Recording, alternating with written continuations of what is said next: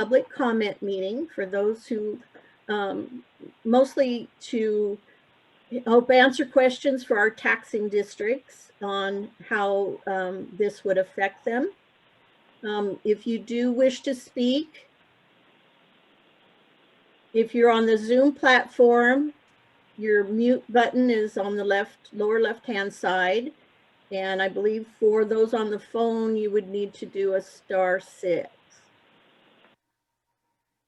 So we're going to spend an hour listening tonight. So at 6:30, as we get closer to 6:30, we'll be wrapping up. Keeping that in mind, we'd like for people to keep their comments to 3 minutes or less.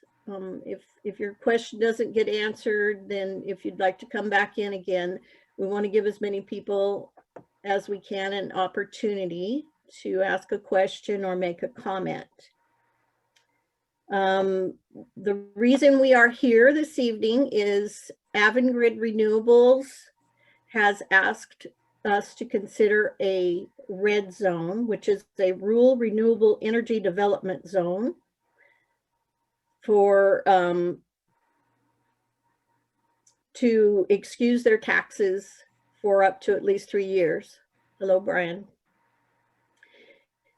This is for the Montague Solar and the Oregon Trail Solar projects. So Commissioner Weatherall and I are here to listen and to learn. And we do have with us tonight Laura Westmeyer. She is our county counsel from Cable Houston Energy Experts. I thank her for coming. We have Gilliam County Treasurer and Finance Officer Nathan Hammer and Gilliam County Assessor Chet Wilkins. And from Avangrid Renewables, Brian Walsh has joined us. So that being said, we needed to have this meeting. The process was letters needed to go out to the taxing districts and make them aware that this was being considered. And the time frame was 21 days after the postmark for those letters, we could make a decision.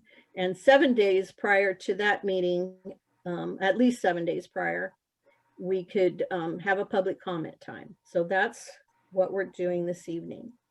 So if you want to get started, if someone has a question, you can go to the chat and ask a question, or just unmute and please identify yourself and with your name.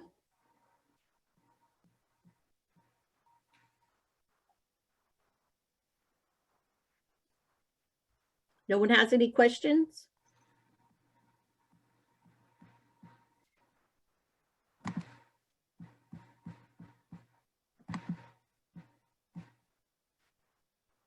Commissioner Wilkins, do we want Brian just to maybe give us a really quick overview, just a short one, maybe to get the ball rolling?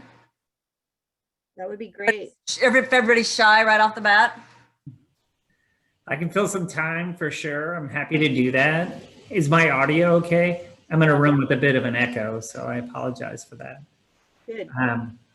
Yeah, I don't want to take up too much time. I mean, I think I had a hot mic for like 2 hours and 15 minutes last time. So I had more than enough time to speak, which that's the most time I've ever had in a public meeting. And, but I really want to hear from the taxing districts and the other folks that want to provide, input too. So, most of the folks here on the phone were on the last meeting too as well. But my name is Brian Walsh, for the record. I work for Avangrid Renewables. I'm the director of development. I develop large-scale utility wind and solar projects, and have been here since 2006.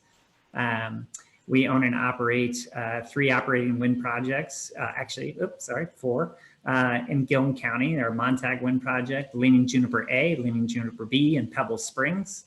And we also built, developed, and constructed the Leaning Juniper 1 project, so which we sold to PacifiCorp after we were done with construction. So we have a long history dating back to 2005, 2006 with Leaning Juniper. We enjoyed our partnership with the county, a lot of the taxing districts and other folks, Pete Mitchell, the port, and that, so for a long time. But the red zone is why we came to ask about for a red zone tax abatement is most projects, renewable energy projects in the state of Oregon have a vehicle to stay an incentive, a tax incentive to abate property taxes for, some period of time. There's the SIP agreement, there's enterprise zones. There is a pilot program for solar, which is a pilot stands for, you might hear it as a payment in lieu of taxes. And then the red zone. So, we came to the county to ask to establish a red zone, and I've done this in other counties too, just because the pilot that solar projects have used in the past or historically is set to expire at the end of 2021. Projects aren't online. And then the SIP agreement is an incentive that's made for large energy infrastructure projects. And certain solar projects don't meet that threshold where it actually provides a benefit over ordinary taxes and the tax rate. So we came to Gilliam County to ask for the red zone to be created so that there is a property tax incentive. So our project and other projects that were proposed in Gilliam County could compete with some of the other counties that or cities in Oregon that have established red zones. So there's 13 other red zones that are established in Oregon that are approved. We wanted to stay on equal footing for, competition purposes with other counties and other projects that do have red zones. And if you look, most of the 13 counties that have red zones all have operating solar projects in them. There was a recent city, I forget, there was a city of somewhere that just got added, but in short, that's what's driving it. We have been in development of a solar project or two solar projects possible, with our Montag, project. It started out as a wind project, and just because the market changed, we decided to amend our site certificate and our permit through the state of Oregon to allow for wind, solar, or storage to stay current and flexible with the market. And so, we've proposed, that the remaining capacity that we have, which is 203 megawatts after Montag Wind was built in 2019, that we could build any of those, wind, solar, or storage. And so to help that project and the economics and compete with the other counties, we asked for the red zone. So I guess I'll just pause right there, but that's how we came to be here. And this isn't just a red zone, just let me clarify. It's not just for Montag Solar. It's not for Oregon Trail. It's a first come, first served basis. That the first projects in and operating are the ones that get to capture the benefits of it. So if there were another project that were to be built, wind or solar that came ahead of us, they would take up that initial, real property value or the assessed value that is established in a red zone. When and if it is established. I'll pause there for questions. So we do have someone in the chat asking, what is Pack-Waywitt Fields? I'm not sure if I'm pronouncing that correctly. Yeah, so that is, and who'd the question come from? That came from Sandy McKay. Okay. Hi, Sandy. I don't know if she's on the phone or on the Zoom, but it's Sandy. That Waxway Fields, and it's a Native American name, and I believe it's a Umatilla, the Confederated Tribes of Umatilla Indian. It's a Native American name in Umatilla, and I forget what the meaning of it, but I should know, and I'm just blanking right now, but that was a given name. If a project should move forward, we have a particular customer that part of the deal. If the project were to go forward, that was a chosen name. Yep. Recent news. Hey, Daimler. I just saw your text that came up. I'm sorry. That's what I was just reading that in real time from Sandy and that. So. Okay. Sandy, would you like to ask these questions personally, or you just want us to read them? I can, Maybe, Sandy, it would be best if you unmuted your mic and came on and went ahead and had this conversation.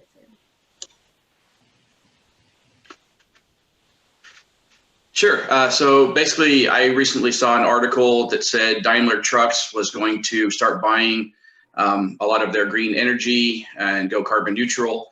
And it specifically mentioned Pachawiwit Fields in Gilliam County as the source that they were committed to buying from. So I'm just trying to clarify, is this part of what's going on Shuttler Flats in the Montag program, or is this a completely different thing that's down the road somewhere else? it's the same thing. It's PGE's GEAR program. And so that is a program that is gear, it's called Green Energy Affinity Rider. And the way that the program works with PGE is that that any of their customers that wanted 100% renewable energy products to serve their load could sign up for the GEAR program. And there are a couple different phases of the GEAR program. And so that's that's what it is. So they subscribe to the program and then they receive power that's generated from a renewable energy facility to fill their needs. And so I don't know if Daimler Chrysler is like part of GEAR 1 or 2 solicitation, but I'm not quite sure which part of it, but yeah, that's the GEAR program. Okay, but that is energy that's going to be created from the Montag solar farm.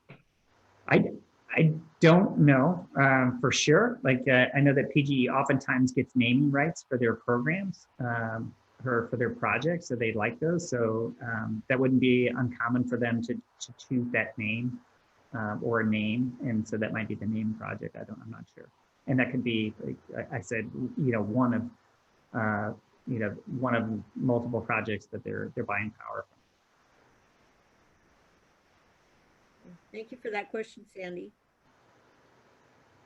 Do we have any other questions or comments? And Sandy, what's your role? Are you interested public or? Interested public, currently the chair of the planning commission for the county, soon to end here at the end of the month. But yeah, landowner in Gilliam County, very interested. Okay.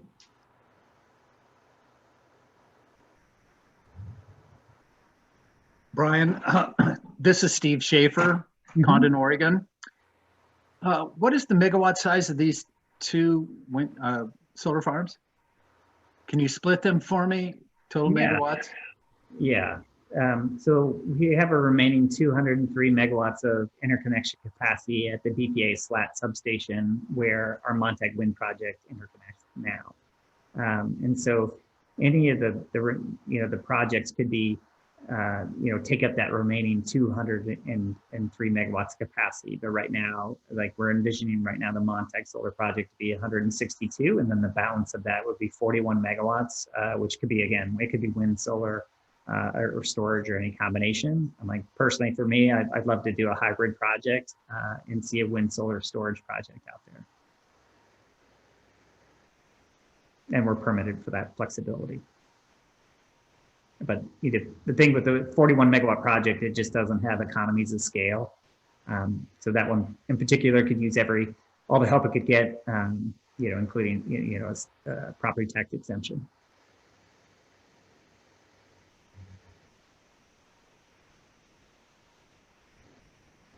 Any other questions or comments? Yeah, Peter Mitchell, Port of Arlington. I guess kind of just an open question to the commissioners. What do you want from us? What do you want from the taxing districts? Obviously, I'd sent a letter early on, had some conversations with Brian, and we wanted to make sure that the project was viable and went through, and that we set the county up to be as competitive as possible. In winning a project like this. What do you want to hear from us, from your taxing district, from Brian, to move forward on approving a red zone or You know, just where is it? What is it that we can help you with on this? Well, I think we were looking for some of the taxing districts that were going to be directly affected were the school district and the ESD, and of course the port, North Gilliam Health District, the Cemetery District, and the Rural Fire District. If the project goes forward and they give up their 3 to 5 years of taxes, they just need to be aware of what's happening. And I'm not sure that any of those districts are being represented here, so maybe they don't have any concern. Yeah, and I guess, and they're also aware then that if the project doesn't go forward, then there's no pie, right? Yeah, I would hope they would realize that. You only get to eat pie if they build it. So, you know, it's not that they're giving up anything. If the project doesn't proceed, there will be nothing. Just so they understand. Peter. Sandy, did you have a comment? Yeah, can I get some clarification? Because maybe I'm not quite clear.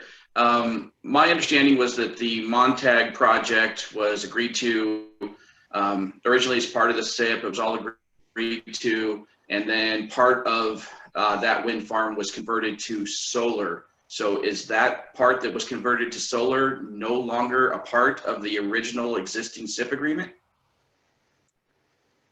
Yeah, Commissioner Wilkins, I can take this one, or you know, you're welcome to too as well. So yeah, so Sandy, back in just over a year ago in October, there was the county and the commission had a workshop, a private workshop with Art Fish and Business Oregon and Nathan and Chet, and everyone was there to talk about you know, SIP agreements, the different tax structures, and there was a good presentation followed by a public meeting the next day. So we talked about this, and Judge Farrar had raised the question of why Montague and the solar project couldn't use the Montague SIP agreement. And the reason for it is the SIP agreement is specific to wind energy, and it wouldn't work for solar. And so we confirmed that with Art Fish. County Council at the time also, you know, Liz took it back to the County Council and had them review the SIP agreement too as well. And they came to the same conclusion that we wouldn't be able to add it to the same project just because it's solar and two different technologies. So a lot of the commercial terms of the SIP agreement are specific to wind. But yeah, I have an email from Liz Farrar and with that conclusion that they came to that it wouldn't work. And maybe Laura, you were part of that review. So was the SIP agreement rewritten and changed to have that part of the project removed? Or is it just sort of a handshake deal? You know, the SIP agreement isn't tied to a geographic area.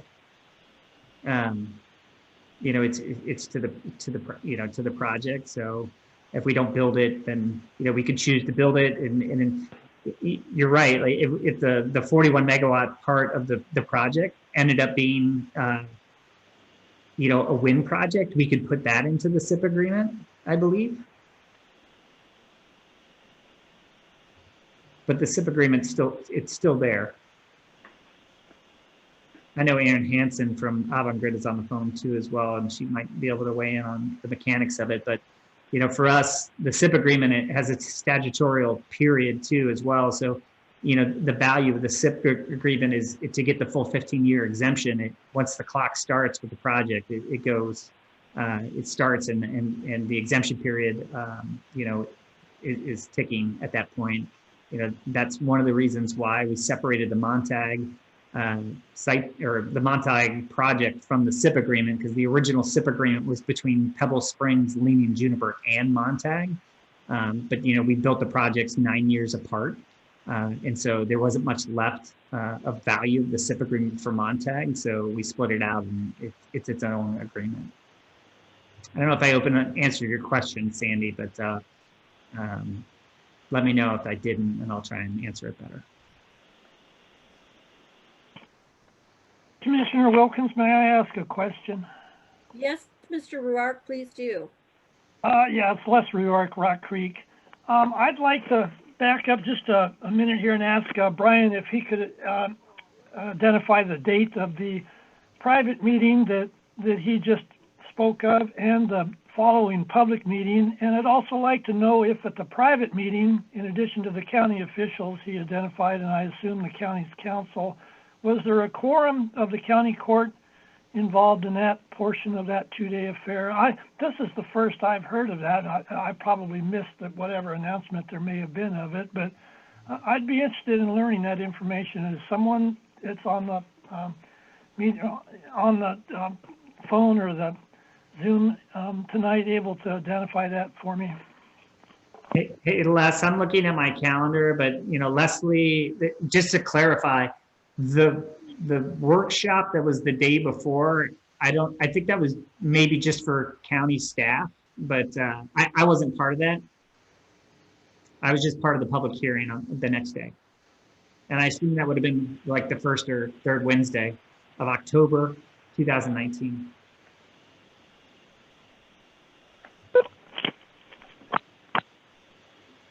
Leslie or Sherry, do you recall? The only time that I recall we were discussing that was in our public meeting. Is he asking about when Art Fish came and gave the presentation to the? Yeah, it was my understanding from the public meeting where Art and I presented on the RRED Zone that you guys had a meeting the day before, or maybe it was just with Judge Farrar. So maybe there wasn't a quorum.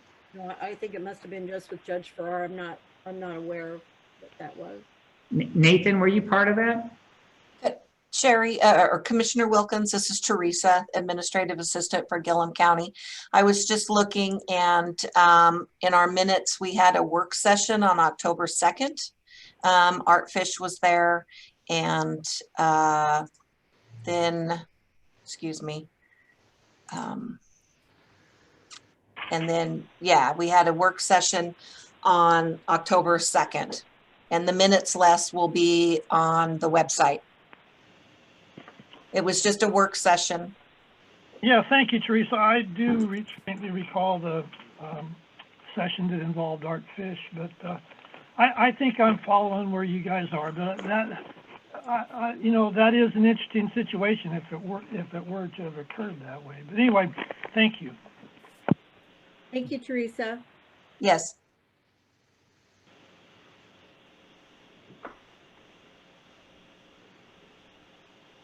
Do you have any other comments or questions? This is Guy Wigman. Can you hear me there? Yes, Guy, go Yes. ahead. I'm just calling back. I talked there before, but speaking, being a landowner there of the project, and my family, daughter and her family lives there, and just stating what I said there before, they staying there farming, and the solar there, is not what we like in our backyard, but it's been important to us for income to try to keep our family all here together. And like I said, we do support 7 families with our farming business, and 6 of them are family members and with their families, and we are hoping that we have grandkids that'll stay there, and we're trying to do everything we can to keep our kids here, to support the counties and make things happen, and we like to have this project happen. We've been worried a little bit because of the cost with this COVID deal. The cost have shot up from when they RRED put their bids out, and it's a borderline deal, and we're hoping this will, given a little break here, will make this project happen. Like it was said earlier, if they pull out, there's no income coming into the county in the future years. And I think that's important, that money, and waiting 3 to 4 years or whatever it is not a very long time, but it's going to benefit hugely to the county. And, you know, we're giving up 1,200 acres of farm ground, and what we receive off of it is nothing compared to what the county receives in revenue. And here we are, you guys are dictating what we can do with our own private land. I don't think that's right. So, I mean, I hope that you would think about it hard enough that, you know, we can make this thing happen and don't take the chance of losing the project and not have any revenue at all come in. You know, the revenue that the county gets over here in Sherman County, I mean, they do a lot of things to the county. And, you know, like right now, they just sent out, it's not a great amount to each person, but each household, $600. But under the COVID time right now, a lot of people unemployed. That means a lot, helps them out. It's not a great amount, but it's just one of the things that they have done to help the community over here. And I just don't think we want to take a chance to miss out on this opportunity. And, you know, I'm wanting to do it. Like you said, we want to keep our kids here. We want to keep our grandkids here. It's been great to have our family here and stay in the county. You know how both of these counties have just, you know, population has gone down. Farmers, there's not many left of us. I mean, we're getting a flux of people coming in that are working elsewhere. But, you know, if we can keep our kids here and support the communities, that's what's important. So I ask you again to you know, consider it hardly and hopefully come to the right decision. So I appreciate your time. Thank you, Guy. We appreciate your time.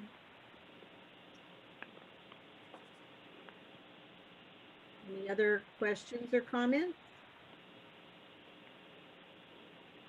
Yeah, can you hear me? This is Tim Holtz. Yes, Tim, go ahead. Yeah, I'm also a landowner. That'll be on the Oregon Trail, the smaller project, and they also farm the other ground that would be in that project, which belongs to Ann Flores. I'd like to encourage you guys to adopt this red zone for several reasons. I jotted down a few thoughts here I had that I think it's important for the county to have an image of being supportive. I realize that when these projects get built, you know, the exchange there at the electric will be full, but doesn't mean there won't be another one built in the future, or maybe some other project. I've got industrial land for sale down there, and I'm hoping that someday somebody will decide to build something there. I don't know what, but you know, if the county has an image of being supportive of these things, it's more likely to happen. The other thing I've heard is that, oh wow, you know, if they put so much money in this project, they aren't going to back out now. But that's really not true, because you think about the way the economy has been in the world, and RRED is owned by Iberdrola, which is a worldwide company. So they got X number of dollars. Well, I think they've got less dollars now since the COVID thing, and I'm sure that they're looking at other projects that put a lot of money into too, but they're going to look and see which ones can we make the most money at, which one gives us the best return. So having lower taxes would give them a better return, make this project more viable. And another point is it's good to have diversity in the county. We got quite a bit of wind projects, but you know, not very many solar projects in the county, if any, yet I'm aware of. So, or at least commercial size ones anyways. And it would be good for the county to have different types of income. You know, Gilliam County's lucky, really, when you think about the size of the county, that it has a landfill, you know, and it has the river, which is, you know, potential there for transportation stuff, and a lot of things in the county that, you know, and this would be one more thing, one more diverse thing for the county. And the other thing is, like Mr. Weedman was saying, that it's good for the landowners. You know, I mean, I'm a landowner, no doubt about it. I'm in favor of this because I'm going to make money at it. I mean, that's, anybody who knows me knows that's what I'm about anyways. But anyways, you know, I got this farming addiction, you know, so I got to support it somehow. You know? Anyway, so I guess that's all I have to say. I encourage you to support it. Thank you. Thank you, Thanks, Tim. Tim. Do we have any other questions or comments? No, I guess this is Steve Schaefer. I'll make a comment. Basically, what we're talking about anytime you start considering either an enterprise zone, a SIP, or a rural renewable energy development zone, you're delaying the tax payments. The project will be here. We're putting the tax revenue off for 3, 5 years, whatever it is. The key to this is making sure that we get it here. We don't want this to go someplace else. I completely understand where Brian is coming from in regards to the cost of these projects going up. The solar panels probably are as cheap as they were last year at this time, or whenever it was that Brian sent out the bids. But I can guarantee you that steel, concrete, manpower, all of these things have gone up substantially in the last 6 to 8 months. I completely understand the fact that people bringing back on the bids coming back in would be higher. The point is yeah, what we're doing is we're guaranteeing having this here 3 to 5 years down the road. And I think that's an important thing for us to do. Thank you, Steve. Peter, would you like to ask your question?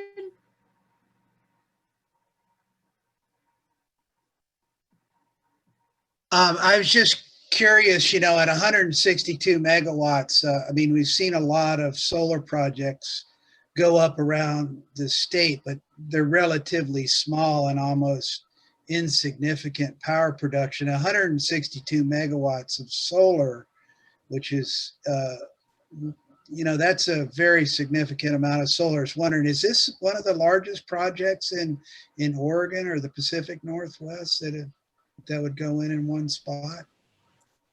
Yeah, the largest operating project in the Pacific Northwest right now is our Gala facility in Pineville, Oregon, that I developed and my company built. So that came in line at the beginning of 2017, and it's been Oregon's largest project, in Washington's largest project, solar project, I think Idaho too, and probably Montana. So, you know, aside from California, it's got some pretty large projects, but within those states, it is the largest operating project in the Pacific Northwest, if you consider those 4 states. We are, you know, building another project that I developed in Gilliam County. It's 150 megawatts of AC capacity. Solar industry talks about things in DC. That would be 196 DC.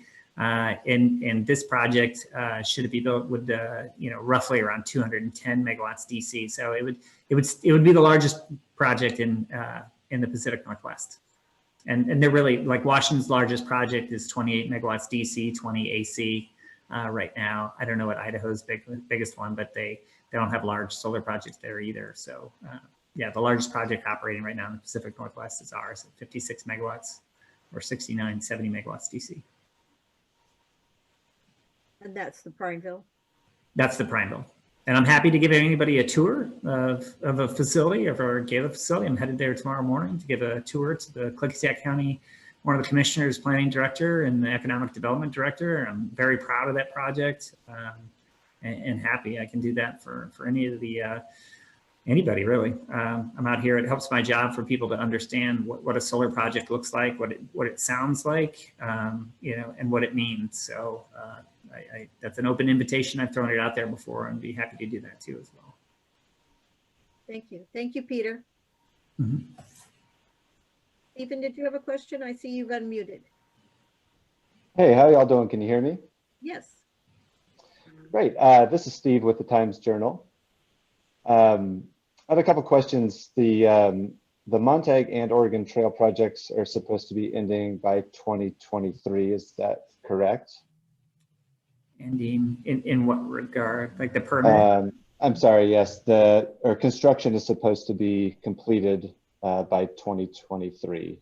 I think that sounds about right. I can't remember, but we basically get a 3-year window to start construction, and then a 3-year window to complete construction. So 2023 might be the deadline to start construction because we just split our permit from the wind, because the wind needed to have its own permit. And so we split the site certificate in 3, and that just happened. We just got that approval from the state, but I think our clocks, our 3-year window to start construction started then, and then we have 3 years to complete construction. But I can follow up with you and confirm that. But it's all public on the Oregon Department of Energy website for the Montague project, and you'll see those split site certificates. Thanks. And then the red zone designation is for 10 years. Is that correct, Sherry? I'm sorry, Steve, what was that? The red zone designation is 10 years. Is that typically how the red zone designation works, on a 10-year basis, but can be renewed at any time? No, a red zone is 3 to 5 years, and years 4 and 5 can be negotiable. So what we had proposed originally that brought us to where we are now is to consider just a 3-year. I can add to that a little bit. So the standard red zone is a 3-year abatement, like Commissioner Wilkins said. So there are a couple things that you have to meet with a minimum investment to get that. I think it's $50,000 for the standard, and then for the extended abatement for years 4 and 5, I think it's a $5 million investment, and then there has to be an employment. A gain in employment, and the county can waive the employment piece if they want to, but like you said, the 4th and 5th year are negotiated. It takes another key discretionary decision by the county court, which is the sponsor of the red zone, to approve that. And there's an opportunity to condition, like other counties have, to put a community service fund, so that the county is receiving tax revenue. It's like a pilot, right? But what's nice about it, and what a lot of counties that have red zones have done with projects like Crook County. So for instance, we pay $250,000. We will, which I guess we're just entering the 4th year. Or Erin, I could be wrong if she's still out there, or Andrew Carruthers from Avangrid, but we pay $250,000 or $200,000 a year for the 4th and 5th year. So that's a community service fund. That's discretionary funds that the county can decide how they want to spend them.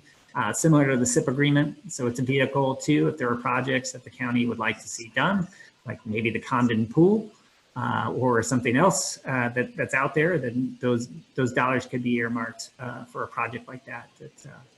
And that's really a value, and that's why we really like the SIP agreement, and also this ability to do it for year 4 and 5, because you guys have the control then, you being the county and its residents, to influence where that money needs to go, and how it can be best used to benefit either the immediate community that's impacted by the project, or something that's meaningful to the project. So, and going back to that, I think you guys probably know what some of the SIP dollars and community service fee and how that's been spent before. Leslie, I know, Commissioner Wilkins, I know you haven't been on the commission that long, but probably know, but certainly Steve Schaefer could tell you a little bit about how SIP money and community service fees have been spent and how they have benefited the community. Yes, we are aware. Thank you. Laura, yes, did you have a comment you'd like to make? I do. Maybe to clarify, I think there actually are 2 different timelines or time periods that we may be talking about here. I'm not exactly sure what the question was oriented towards. So I will note there is the actual designation of the red zone for the county would naturally expire by statute in a 10-year period, a little bit over a 10-year period in terms of the general county designation. The 3 to 5 year exemption that we have been talking about in the response to that question actually refers to the property tax exemption for the specific eligible businesses. If the county court decides to not use that statutory 10-year timeline for the designation across the whole county, you can come up with any number that you choose when you do make that designation request to the business organ. Thank you, Laura. So Commissioner Wilkins, this is Steve Schaefer again. Laura, to clarify that, so it's a maximum of 10 years or anything less than 10? More than 3, less than 10, correct? It is 10 years plus through June 30th of whenever the designation date is of the resolution, I'm sorry, of the acceptance by Business Oregon of the designation, or less, yes. And after that, the process would have to start again for a new designation or a renewal of a designation. Just to clarify, Steve, your question is like how long the red zone abatement or zone is established for. That's 10 years, right? But the individual applicant then can apply for a 3-year standard or a 4 to 5 year extended abatement.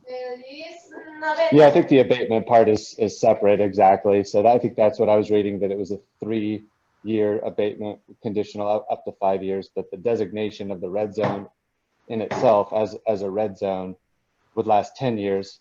But I was also a little bit confused because I had been reading back to the 2015, I think the original law was for 10 years. So it was the language in that was up to 2025.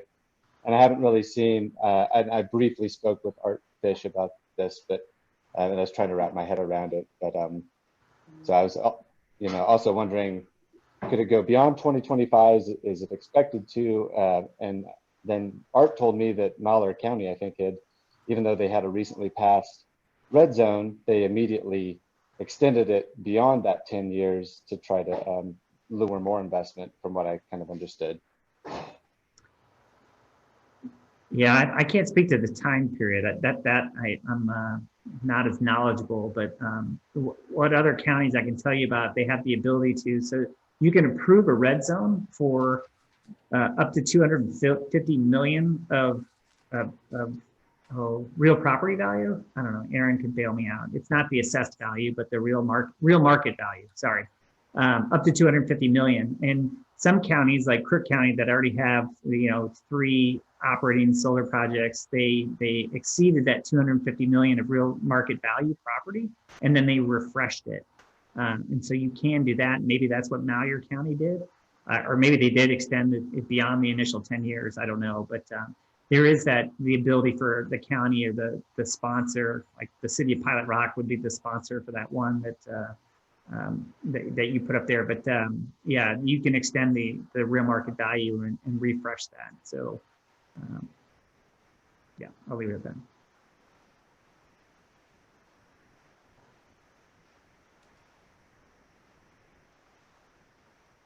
Comments or questions?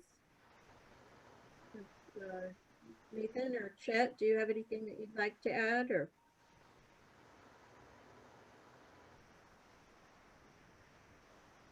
I have one final question, if possible, Then go ahead. for Brian. Just curious, how many people do you think that this could employ? I know that wind energy did bring a significant number of people to the area to work and required many to stay on for maintenance. Mm-hmm. Some of the things I've read around solar is that it's a bit less, but with battery storage coming on and newer technologies, there could be a potential for increased employment opportunities. Just curious if you have kind of a ballpark idea of what that might look like. Yeah, so there's kind of a metric that we've used that'll be, for every 50 megawatts of installed capacity that we would have at least one full-time technician. And that would be, so we'd have 3, and then we'd have like a regional manager that would dictate a portion of their time to managing those 3 technicians and a portion of an admin. So you put it all together, it's kind of, roughly about 4 full-time, the equivalent of 4 full-time employees during the operations period. Then on top of that, just like our wind projects, we usually have warranty periods for the beginning, in which those are the on-site manufacturers or on-site for the first year or 2. Just making sure, getting all the wrinkles out and making sure everything works right for the long haul. So those folks usually live in the community. Oftentimes with wind projects, we hire them away to be our technicians on the long term from those companies. But then during the construction period, which for a project like this is very similar to our wind projects, it's about a 12-month construction period. And, peak manpower on a job like this could be 150 to 200 people a day out there. But it's kind of a big curve. So it starts out small, and it's just a giant assembly line, right? So they start doing the grading, then the guys start driving piles, then the racking, then the panels come on, then the guys who make the connections, and they just work from one end to the next, to the other. And it's just a giant assembly line where in the middle of the construction period is your peak employees that are out there, where you've got all phases of construction going on at the same time. So, but yeah, for like Montague, it looks a lot like, what we do for a wind project, as far as having in the middle of the construction is peak, just like our wind projects. And then we had, we spent $25 million locally when we built Montague. So we tracked that and all the spending. So a lot of people argue like, oh, we're giving up, taxes for property tax for 3 years. Or 5 years, right? But like that $25 million is more than the county would earn in the first 5 years of the project. And if that went to some of the neighboring counties, like cut it in half, $12 million is still more than the 5-year abatement, and it's all in a 12-month period. So time value of money and the net present value of that, that big shot of, into the local economy, whether it's, rock and water, which, our landowners sell to the project, or hardware store runs, or gas, or food, like, Pat's on here, Shannon, he knows what it means to the River's Edge. I eat there every time, like in the county, so sometimes twice a day, but catering businesses do well. But anyways, yeah, there's a huge benefit during the construction period that should more than make up for the lost property tax revenue. And granted, that doesn't get spread as equally, possibly across the entire county, but it's money that stays in the county. Thank you. Do we have any final questions or comments? We're coming up on 6:30, and we don't have any other comments or questions. Commissioner Wilkins? Mr. Rourke, go ahead. Yeah, I'd like to just offer up a quick comment, and I'd like to pose a question. Would probably be better answered by maybe Chet or Nathan, but I just want to be on record quickly as supporting the project, or the need for the red zone. I think what's going to be important, as I'm particularly looking at it, is due process, and that the court work as diligently as it can to ensure there's the fullest amount of transparency that there can be. That's going to be really important, I think, for a number of others besides myself. As for the question, and I'm asking it so that the average layperson can have some kind of a ready understanding of it. Is there at this point any estimate of the dollar amounts that we're talking about here that would be deferred, and for how long? And along with that, what are we talking about here? Is, I believe Judge Ferrara was getting into during the long conversation there was about this matter in November. What are going to be the short-term impacts to the taxing districts involved in terms of looking at the loss that they would see, as I was understanding it to be, for a short term? I'm hoping I'm making a little bit of sense there, but what I'm basically asking is for Nathan, he's really good at doing this, or Chet, to put it in an answer to those questions in a layperson's terminology, so those of us that aren't very good with numbers have some sort of idea what we're really bottom line talking about. Thank you. Thank you, Les. Jet, would you like to answer that question? I know you had put some numbers together.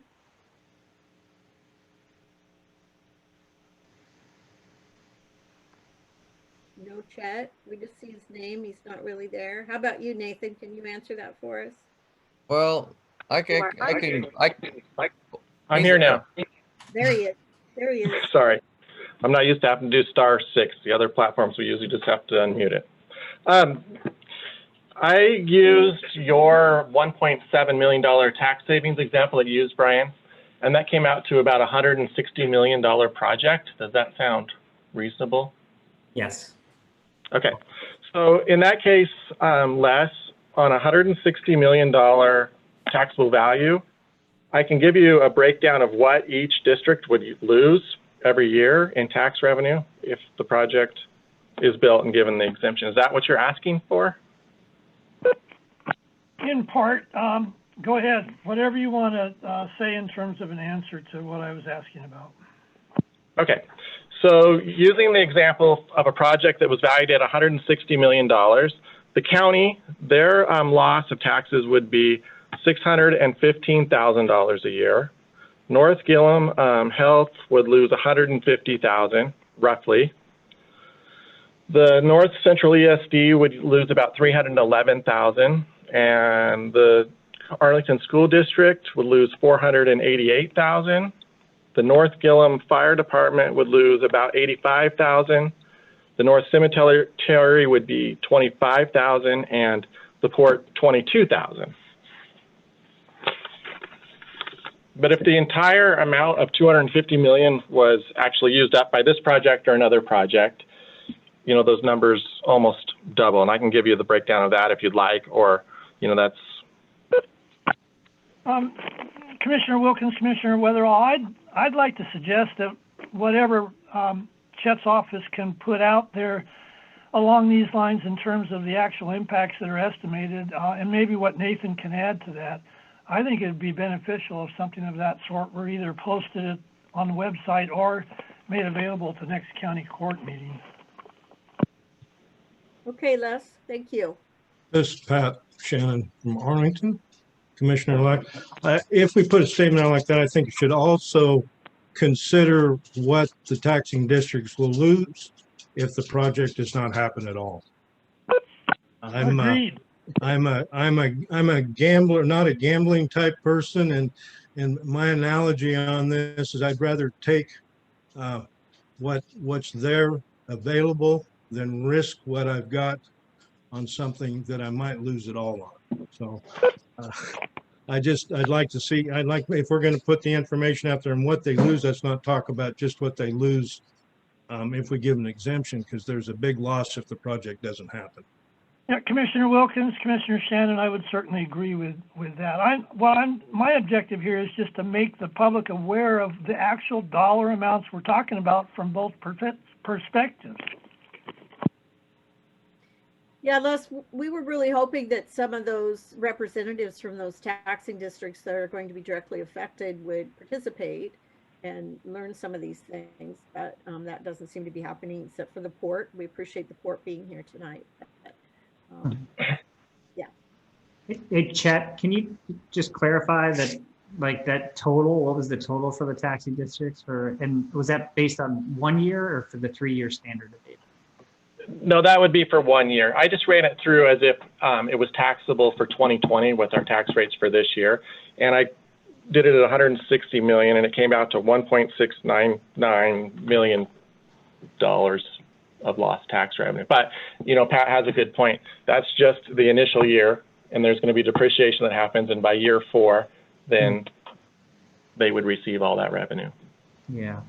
So I think that's pretty close to what we have with depreciation. Like, just in round numbers for me, for the standard 3-year abatement, it was about a total of 4. And for the remaining 2, you know, I think they were, it was like 3 million or something like that. Yeah. Rough numbers, if the extended abatement at the full, you know, at the full value, right, was around $7 million total. So, you know, but yeah, the 3-year, if the red zone is approved, then, you know, that's just kind of an automatic abatement. And then again, the amount of tax revenue received or that community service fee could offset for years 4 and 5. Yeah, you could put those with conditions. So. Right. Thank you. Anyone else? We are reaching our expiration of 6:30. So anyone have any last comments or questions? Yeah, I would like to just jump in here, introduce myself. My name is Chris Jackson. I've been living here for almost a year now. I have retired from the City of Portland Bureau of Environmental Services, where I was an electronic systems specialist. And while doing that, also I did industrial controls and software engineering. I'm just interested in this process. I served on the Citizen Advisory Committee for the Interstate Urban Renewal District, which was very successful and is still somewhat successful. So I just tuned in to see what the mechanism is and see if there's anything that I could do to help or if there's any room for it. But I just want to let you know, I'm just, that quiet guy staring at you right now. Thank you. We appreciate you identifying yourself, and we appreciate your interest. Thank you. Very much. So with that, if there's no further questions or comments, I'd like to thank Brian Walsh for being here tonight. I'd like to thank Laura Westmeyer for taking time away from her schedule, Chet Wilkins and Nathan Hammer, and everyone who participated tonight. And the 21 days will be up, and this will be on the agenda for discussion at the county court meeting on Monday, December the 28th at 10 a.m. It's being called a special meeting because it's out of the normal time frame when we would have a meeting, but it'll be just something to take care of last minute business that the county needs to conduct before the end of the year. Commissioner Wilkins, before you adjourn, may I offer up one other suggestion? Certainly. Go ahead, Les. I would like to see if it's, and I would think it would be possible if it is, for the county council that assists the court with these types of projects, that being Laura, if there couldn't be something that she could put out there in the immediate future between now and the 28th, which would actually outline the steps, the next steps that are involved here on both the applicant's part and the Business Oregon end of things. In other words, from now and to the fruition of what you're of creating the red zone. I think that'd be something that would really be worthwhile in helping the average layperson understand what's in play here. And one last quick thing: anybody given any thought to creating some swag, so to speak, memorabilia of these types of projects in the county? You know, like hats that us farmhands can wear as a part of our work and that kind of stuff. Thank you. Les, I made Yeti mugs, swag for the Montague Wind Project. So I still have some of those to give out, but COVID kind of put a damper on my handing those out.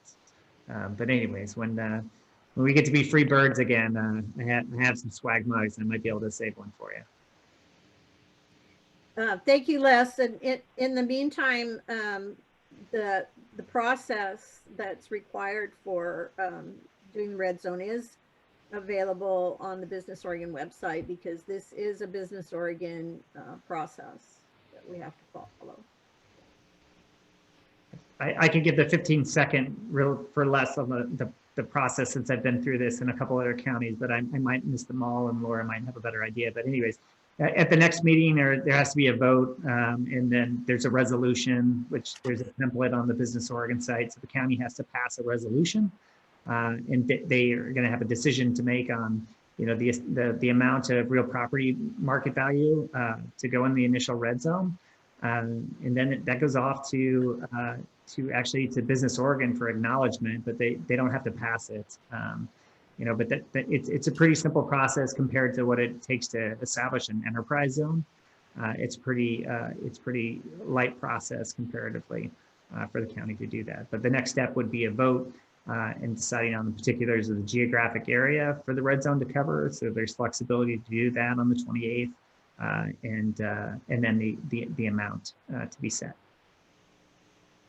and then a resolution. Okay, thank you. Commissioner Wilkins, just for the record, I appreciate Brian's explanation, and I am aware of that process. I'm just thinking that it needs to be out there for others to be aware of it. And more importantly, I'd like to also take the opportunity here to add that that so-called agenda is what could easily have been by now posted on the website as part of the notice given for the court's meeting on the 28th, rather than just the words agenda to be determined. Thank you. Thank you, Les. No other questions or comments. We were going to end this meeting, and we appreciate everyone's participation. And if you want to tune in to the October 28th meeting, we encourage that as well. Thank you, everyone. Thank you. Thank you. Have a good evening.